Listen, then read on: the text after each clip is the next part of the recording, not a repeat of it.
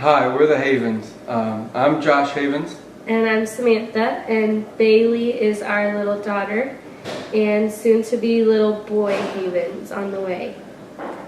Yes, I've been a part of South for 8 years since I've been a freshman in college at Warner University. I graduated from Warner in 2011 with a teaching degree, and I currently teach at Roosevelt Academy and the PE teacher there at the school. And I've been a part of South since I started college, so about 8 years. And I graduated from Warner with my BA in music education, and I teach at Babson Park Elementary. Our daughter Bailey is 1.5, and she's got quite a personality. She's a tomboy who's not scared to get dirty or roughhouse, and she's very loving, but tends to be a little rough when she plays. Yeah, though we were in Lakeland for a birthday party, and afterwards we decided to eat at Chick-fil-A at the restaurant that was close. And after we were done eating, we were getting ready to go, and Bailey was sitting on a booth by the door. And I went to pick her up, and she tends to, when she doesn't want to do something, she kind of throws herself, and that's exactly what she did. She threw herself, and when she fell, she rolled off of a booth that was in the restaurant and actually fell straight on the floor and hit the stand of the table on the bottom. We didn't think of it anything at the time. She cried a little bit, but that's what we figured any 2-year-old to do. She's a tough cookie, so most of the time she'll cry a little bit and then go about her way, but this time was a little different. She cried and wouldn't stop crying, and so we thought maybe she hurt her head. So we checked her head, nothing's wrong. We go home, give her a bath, cries through the bath, which is her favorite time of day. And then we started to realize, okay, something bigger is going on here.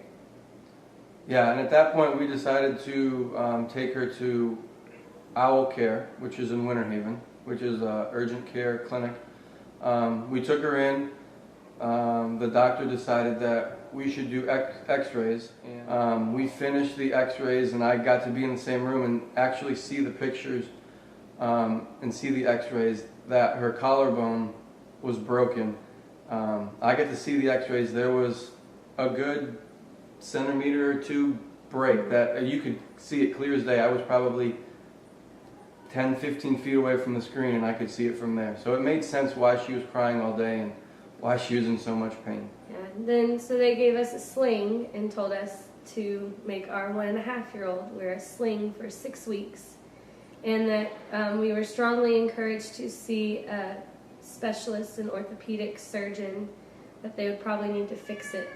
So that was kind of the news we got at the urgent care, and we were pretty shocked and felt terrible because we thought she was just a tough cookie.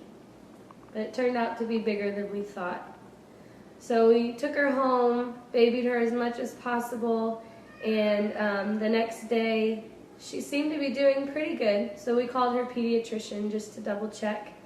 And he told us a couple other things to try, and we told him that she was kind of trying to use it a little bit, but whined when she did. So he wanted us to come in on Monday, and he wanted to look at it himself. We got there. He started moving her arm around, and she didn't cry, she didn't flinch, and he pushed on her arm and pretty much told us that there's no way it could have been broken. It's just bruised, it's sore, take the sling off and let your child go. And from seeing the x-rays at the urgent care 2 nights before, there was no other way to describe it than the power of prayer. That Sunday, we weren't able to be in church, but we told a couple of people and asked them to really pray for Bailey with us, that it would heal quickly. Didn't really expect it to heal that quickly, but there's no other way for us to describe what happened to our little tough cookie. I mean, you can't explain it except God's power in the situation, and I mean, it's indescribable. It's a tough place to be for people that have kids to not be able to help their kid in a situation, and then, I mean, out of nowhere, God blesses you with a miracle that they're okay, and it's beyond words. I can't describe. And a week later, you would never know anything had ever happened to her. And so in our Bible,